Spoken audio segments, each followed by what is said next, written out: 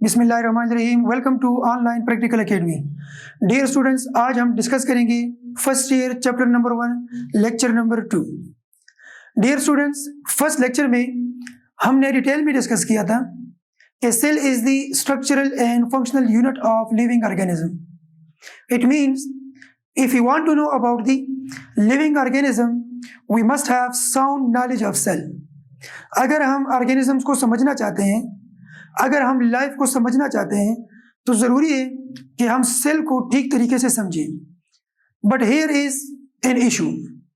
वो इशू ये है कि सेल का साइज इतना बड़ा नहीं है कि हम उसको देख सकें, या उसको हम परख सकें, या उसको हम फिजिकली ऑब्जर्व कर सकें। तो हमें कुछ मजबूरन कुछ टेक्निक की ज़रूरत पड़ती है। इसलिए हम सबसे पहले आपके चैप्टर नंबर 1 में, चूंकि साइटोलॉजी से रिलेटेड है, उसमें हमारा टॉपिक है techniques used in cell biology. क्या इश्यूज हैं इन स्टडी ऑफ सेल? तो हमारे पास कुछ फिजिकल इश्यूज हैं in study of cell. The first issue which we face is the microscopic nature of cell. Cell का नेचर माइक्रोस्कोपिक है और आप उसको नहीं देख सकते, can't see with naked eye. हम उसको अपनी आंख से नहीं देख सकते। ये एक बड़ी मजबूरी है हमारी कि वो इतना छोटा है कि हम उसको अपनी नेकेड आई से नहीं देख सकते। एक तरफ से वो माइक्रोस्कोपिक है, दूसरी तरफ इम्पोर्टेंट है, उसके बगैर हम आगे नहीं बढ़ सकते। अब क्या करना है? इस सेल को पढ़ना भी है, इसको इग्नोर भी नहीं कर सकते, और वो छोटा भी है, नजर भी नहीं आता, माइक्रोस्कोपिक है। सो डियर स्टूडेंट्स, इसका हल हमने निकालना है। वो ये कि हमने इसके लिए ऐसे टेक्निक्स डेवलप करने हैं कि ये माइक्रोस्कोपिक स्ट्रक्चर हमें नजर आए, और उसके लिए हमें कुछ टेक्निक्स चाहिए, जिसमें सबसे फर्स्ट पोजीशन माइक्रोस्कोप की है, the use of microscope. Second issue क्या है? Some cells are transparent in nature. Cells का जो साइटोप्लाज्म है वो ट्रांसपेरेंट है, तो उसके अंदर जो मटेरियल्स हैं, उसके अंदर जो कंपाउंड्स हैं, उसके अंदर जो ऑर्गेनेल्स हैं, उनको स्टडी करना इंतहाई मुश्किल है, क्योंकि ये सारी चीजें पड़ी हैं एक ट्रांसपेरेंट मीडियम में। अब इस तरह की एक ट्रांसपेरेंट मीडियम को कैसे स्टडी किया जाए? तो ये दो इश्यूज हैं, size of the cell, transparent nature of cytoplasm. तो हमने उनके लिए कुछ टेक्निक्स डेवलप किए हैं। उन टेक्निक्स में से first technique is microscopy. Microscopy mean the use of microscope, जो आज हम डिस्कस करेंगे डिटेल में। स्टेनिंग, इस मसले का हल हम निकालना चाहते हैं, क्योंकि हमें पता है कि सेल्स ट्रांसपेरेंट है। उसका हल हमने निकाला है स्टेनिंग के थ्रू।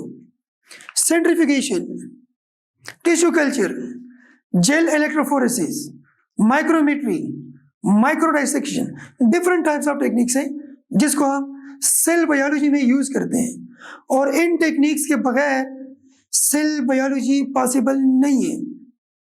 तो हम आज उसमें से फर्स्ट टेक्निक को डिटेल में डिस्कस करते हैं, which is microscopy.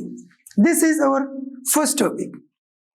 So dear students, हम चाहते हैं फर्स्ट मसले का हल, और वो ये कि हम इस सेल को नेकेड आई से नहीं देख सकते। हम इसके लिए इंस्ट्रूमेंट यूज करते हैं और उसके थ्रू देख सकते हैं, and that instrument is microscope. So let's begin the topic microscopy. What is microscopy? So we define it as the use of microscope to study cell or its subcellular particles.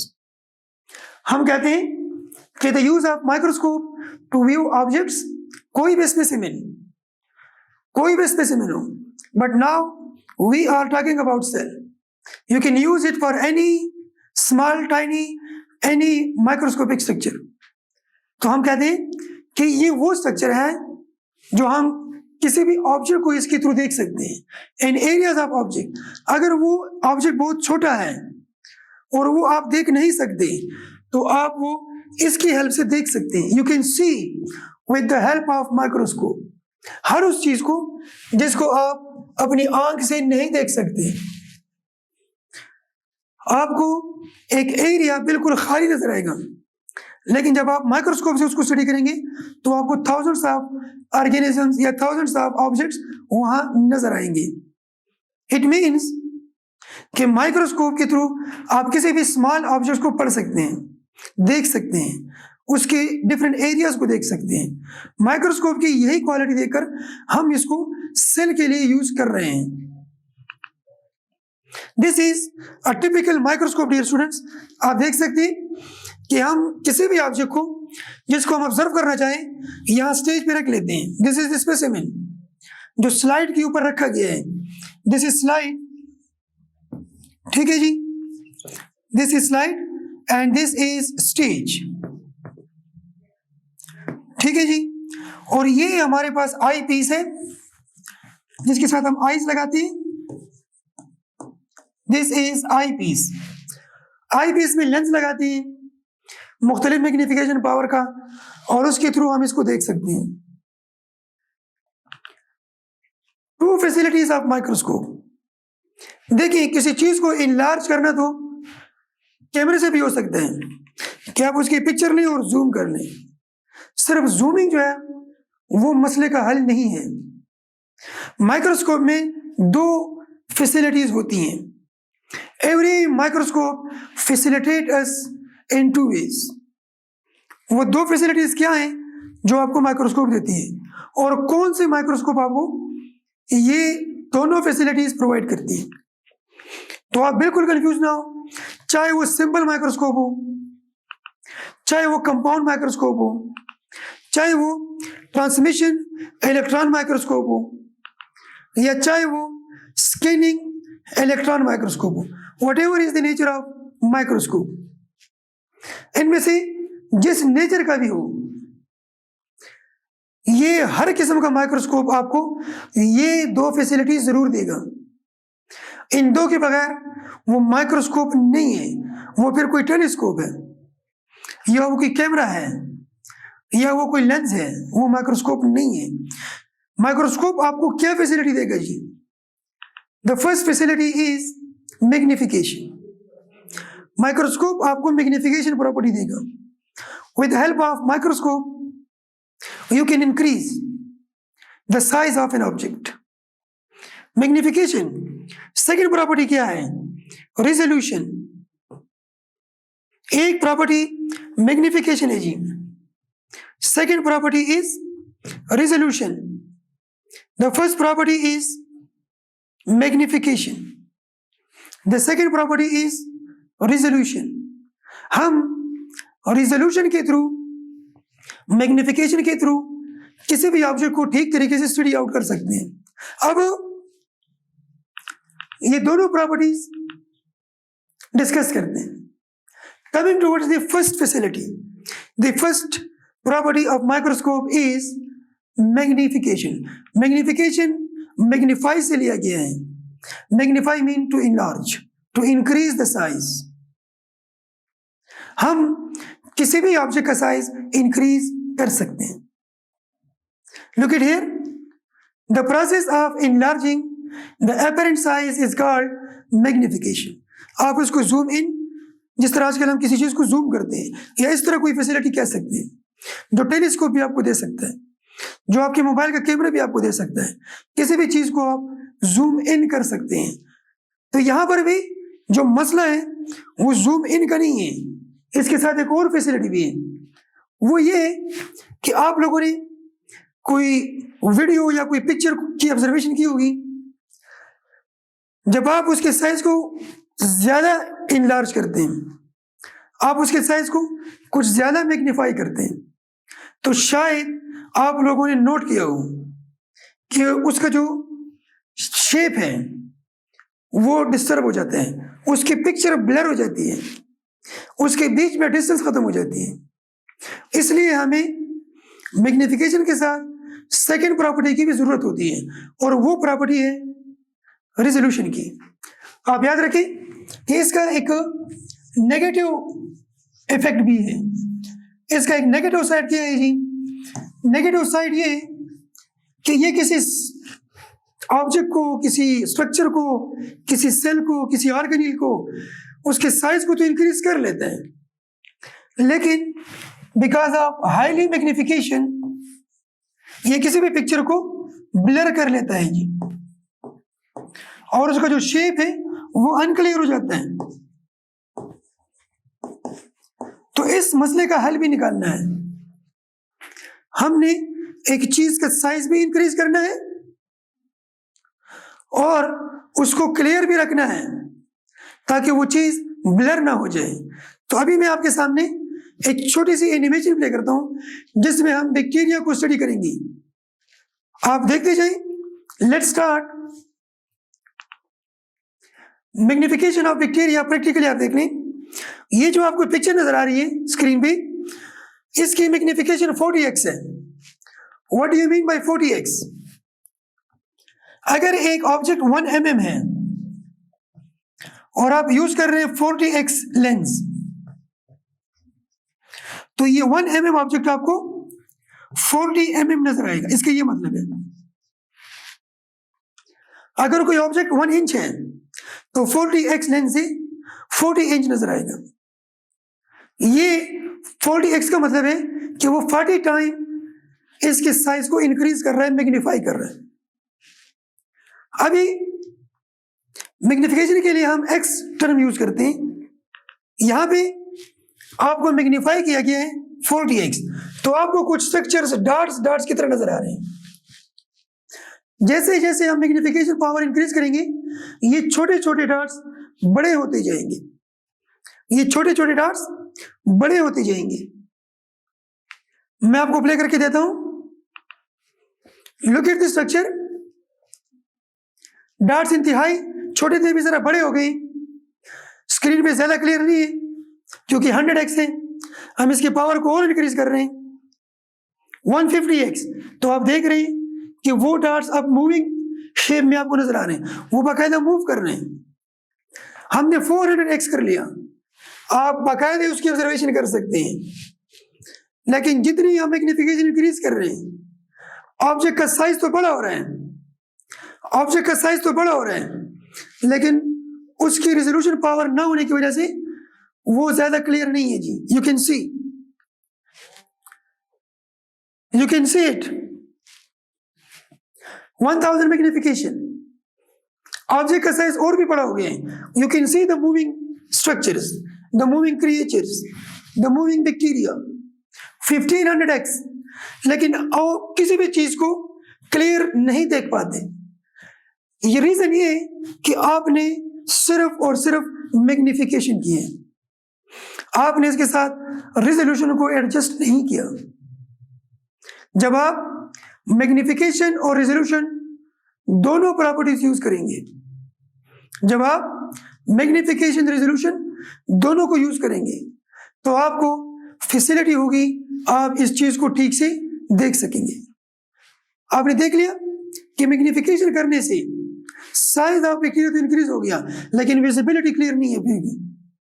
For visibility we have the second ability, the second property, the second facility of the microscope, which is resolution power. What do you think? What is resolution power? Differentiation between the objects. अगर आप मेरे बालों की तरफ देखें तो आपको ये सारे बाल एक दूसरे के साथ अटैच नजर आते हैं, हालांकि इनमें काफी ज्यादा डिस्टेंस है, हर बाल अलग अलग है, लेकिन आप इसको अलग अलग देख नहीं सकते। आपको ये सारे हेयर्स, ये सारे स्ट्रक्चर्स एक तरह से नजर आते हैं। रीजन ये है कि हमारी आईज की रिजोल्यूशन पावर इतनी ज्यादा नहीं है, लेकिन जब हम यूज करते हैं माइक्रोस्कोप को, माइक्रोस्कोप है हाई पावर ऑफ रिजोल्यूशन। वो तमाम चीजें, वो तमाम ऑब्जेक्ट्स जो हमें एक नजर आती हैं, जो हमें सिंगल नजर आती हैं, वो एक्चुअली सिंगल नहीं होती। मे बी जिस तरह ये हेयर एक नहीं है, मैं अगर कुछ हेयर्स हाथ में भी रखूं तो मैं शायद कहूंगा ये एक है, हालांकि वो 10 to 15, 20, 30 हेयर्स होंगे। इसी तरह थ्रेड्स, ये थ्रेड्स लगे हैं लेकिन हमें नजर नहीं आते। अगर हम इसको रिजॉल्व और मैग्नीफाई करेंगे तो हमें बाकायदा इसमें थ्रेड्स नजर आएंगे। This separation is called resolution power. तो आप देख लें, रिजोल्यूशन क्या है? The ability of an instrument to separate particles which are close together. जो एक दूसरे के करीब हैं उनको एक दूसरे से अलग अलग करके दिखाना, एक दूसरे से डिफरेंशिएट करके दिखाना। आप याद रखिए, ह्यूमन आई का जो पावर है, human I, resolution power is 1 mm. Human eye resolution power is 1 micrometer. अगर दो ऑब्जेक्ट्स इतने करीब पड़े कि उनके बीच में 1 mm से डिस्टेंस कम है तो वो हमें नेकेड आई पे ऐसे नजर आएंगे जैसे वो सिंगल बॉडी है और एक दूसरे के साथ अटैच है, वो हमें अटैच नजर आएंगे। अगर इन दोनों ऑब्जेक्ट्स में ये डिस्टेंस 1 mm से कम है, फॉर एग्जाम्पल ये डिस्टेंस ½ mm है, ये डिस्टेंस ½ mm है, तो हमारी आईज इनको डिफरेंशिएट नहीं कर सकती। अगर हम इनको माइक्रोस्कोप से देखेंगे with the help of microscope, तो माइक्रोस्कोप इनको अलग अलग करके दिखाएगा। माइक्रोस्कोप आपको कहेगा कि ये ऑब्जेक्ट ए है और ये ऑब्जेक्ट बी है, उनके बीच में डिस्टेंस इंक्रीज कर दिया जाएगा और हर ऑब्जेक्ट अलग अलग शेप में आपको दिखाया जाएगा। हम चाहते हैं कि सेल के ऑब्जेक्ट्स को क्लियर कट दिखाया जाए ताकि हमें न्यूक्लियस का, एंडोप्लाज्मिक रेटिकुलम का, माइटोकॉन्ड्रिया का, वेसिकल्स का, हर चीज का अलग अलग पता चले। We want them separate. जब तक सेपरेशन नहीं होगी ऑब्जर्वेशन गलत होगी।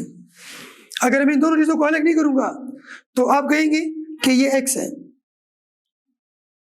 अभी आप कहेंगे कि ये प्लस है, अभी आप कहेंगे ये टी है, अभी आप कहेंगे ये वी है। अगर मैं इनको अलग कर लूंगा तो आप इसके एग्जैक्ट शेप को डिटरमाइन कर सकते हैं। Separation is very important in order to know the actual result. For example ये एक ऑब्जेक्ट है जो हमें अपनी आंख से कुछ यूं नजर आता है, लेकिन जब उसको रिजॉल्व करते हैं थोड़ा सा, ये असल में दो ऑब्जेक्ट्स हैं, लेकिन हमारी आईज हमें गलत बता रही थी, हम गलत ऑब्जर्वेशन कर रहे थे क्योंकि हमारी आईज की रिजोल्यूशन पावर कम थी और हम दो ऑब्जेक्ट्स को एक समझ रहे थे, जैसे हम लाखों करोड़ों हेयर्स को एक बॉडी समझते हैं। जिस तरह हम बहुत सारी आई लैशेस को कुछ 10-12 समझते हैं, ऐसा हरगिज नहीं है dear students. Now this is the highly resolve cell picture. ये देखें, अगर हम किसी भी सेल को मैग्नीफाई भी करें जी, रिजॉल्व भी करें, डियर स्टूडेंट्स आप देख रहे हैं कि ये हाईली रिजॉल्व पिक्चर है एक बॉडी सेल की। आप देख ली, अब हमने दोनों मसलों को ऑलमोस्ट हल कर दिया। हमने इनको डिफरेंट कलर्स भी दिए ड्यू टू स्टेनिंग, जो हम बाद में डिस्कस करेंगे। एंड यू कैन सी कि हमने इसको हाईली मैग्नीफाई भी किया है, हमने इसको हाईली रिजॉल्व भी किया है। आप इसकी हर एक ऑर्गेनेल को डिफरेंट डिफरेंट देख सकते हैं। यू कैन सी देम, आप इजीली इनकी ऑब्जर्वेशन कर सकते हैं। इसमें माइटोकॉन्ड्रिया है, एंडोप्लाज्मिक रेटिकुलम है, इसमें न्यूक्लियस है, राइबोसोम्स हैं, गोल्गी बॉडीज हैं, सेंट्रियोल्स हैं, सेल मेम्ब्रेन, सब कुछ विजिबल है। अब ये सारी चीजें इसलिए विजिबल हैं क्योंकि हमने माइक्रोस्कोप को यूज किया है, क्योंकि हमने मैग्नीफाई किया है, क्योंकि हमने रिजॉल्व किया है। अगर हम जस्ट मैग्निफिकेशन पे डिपेंड करते, हम जस्ट रिजोल्यूशन पे डिपेंड करते, तो हमें कभी भी इस तरह का रिजल्ट ना मिलता। Now let's move types of microscope. कौन कौन से माइक्रोस्कोप हमारे पास सिस्टम में अवेलेबल हैं? तो माइक्रोस्कोप की थाउजेंड्स ऑफ टाइप्स हैं। कोई इनको कंपनी के बेस पे आप इनको काउंट नहीं कर सकते। इस तरह मोबाइल की आजकल मुख्तलिफ कंपनीज है, उनमें मुख्तलिफ फैसिलिटीज हैं, लेकिन हम टच स्क्रीन और एनालॉग इस तरह की कंपैरिजन करते हैं। या हम कहते हैं कि सिंपल मोबाइल है और फॉर एग्जांपल टच स्क्रीन। अब ये जो हम बड़ी बड़ी कैटेगरीज बनाते हैं, इस तरह कैमरा जो है लेंस वाला है या बगैर लेंस का है, तो बड़ी जो हमारे पास कैटेगरीज हैं माइक्रोस्कोप की वो दो हैं। एक हमारे पास लाइट माइक्रोस्कोप जिसके फिर अपनी फर्दर क्लासिफिकेशन है, और एक इलेक्ट्रॉन माइक्रोस्कोप जिसके फिर फर्दर सब क्लासिफिकेशन है। तो हम नेक्स्ट मूव करते हैं towards the types of microscope. इसमें जो फर्स्ट टाइप है you can C on the screen, that is light microscope, जिसको आप स्कूल कॉलेज घर में छोटी लैब्स में हर जगह यूज कर सकते हैं जहां लाइट अवेलेबल हो, sunlight, artificial light, whatever is the nature of light, but light हो, जहां आप देख सकते हैं, जहां आपकी आइज काम कर सकती है, वहां पे आप इस माइक्रोस्कोप को यूज कर सकते हैं। इसमें कंपाउंड माइक्रोस्कोप है। क्यों इसको लाइट माइक्रोस्कोप कहा जाता है? Source of function is light. इसके फंक्शन के लिए जस्ट लाइट की जरूरत होती है। यहां पे मिरर लगी है जी, दिस इज द मिरर। इस मिरर के ऊपर सनलाइट पड़ती है और ये इसको रिफ्लेक्ट करते हैं जी यहाँ पे, और यहाँ पे आपने स्लाइड रखा है जिसके ऊपर ऑब्जेक्ट है, सेल है, टिश्यू है, कोई माइक्रो ऑर्गेनिज्म है, कोई स्पेसिमेन है, whatever is the nature of specimen, वो इस स्लाइड के ऊपर रखा गया है। तो सनलाइट यू आती है, इस पे लगती है और यू रिफ्लेक्ट होती है और इस ऑब्जेक्ट पे पड़ती है, जिसके थ्रू हम आई पीस के through, this is the eyepiece, और हम इस आई पीस के थ्रू उसकी ठीक ठाक ऑब्जर्वेशन कर सकते हैं। Now this type of microscope which needs light for its function, the source of function is light, is called light microscope। आप इसको देख सकते हैं कि ये रिफ्लेक्शन ऑफ लाइट हो रही है जी, जिसके थ्रू माइक्रोस्कोप के थ्रू हम किसी भी स्लाइड को पढ़ सकते हैं, हम उसको देख सकते हैं। यहां भी है और वहां भी आपको दिखाया गया है। Next is magnification of light microscope. आप याद रखें इसकी हाईएस्ट प्रॉपर्टी नॉर्मल माइक्रोस्कोप की 1000 to 2000x है। ये इनका नॉर्मल रेंज है। ऑलमोस्ट हर माइक्रोस्कोप का जो लाइट माइक्रोस्कोप होगा ये उनका नॉर्मल रेंज है, लेकिन इसमें जो मैक्सिमम वैल्यू है, maximum magnification, maximum is 10,000x।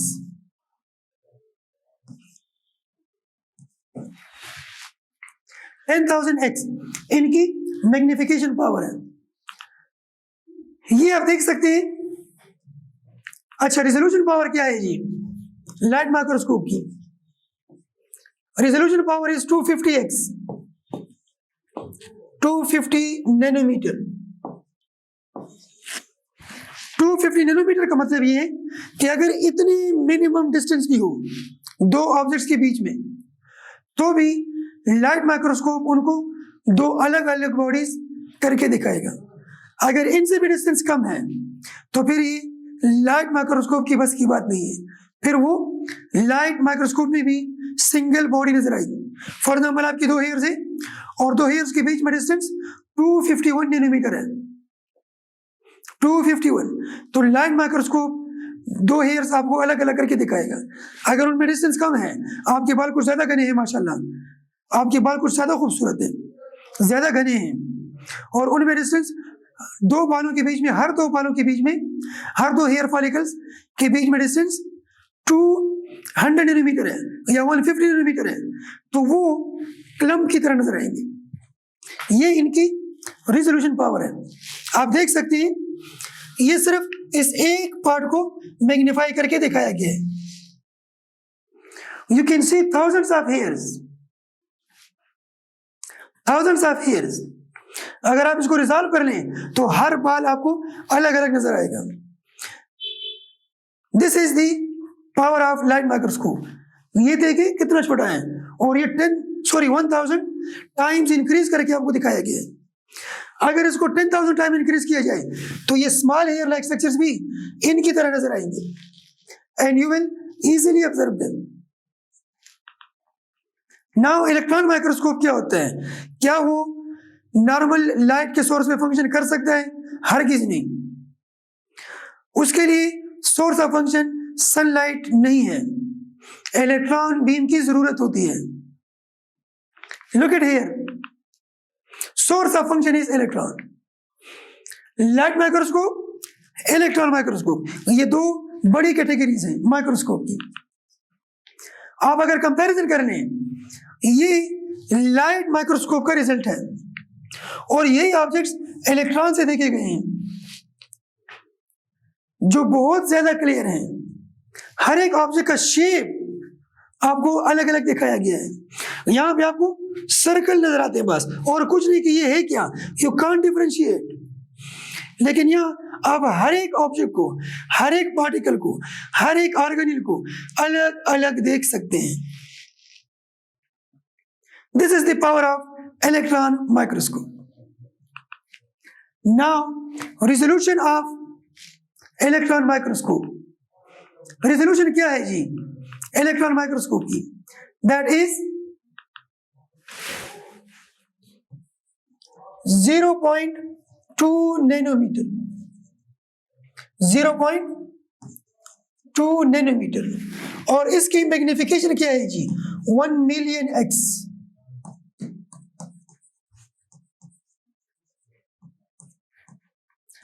Magnification power is 1 million x.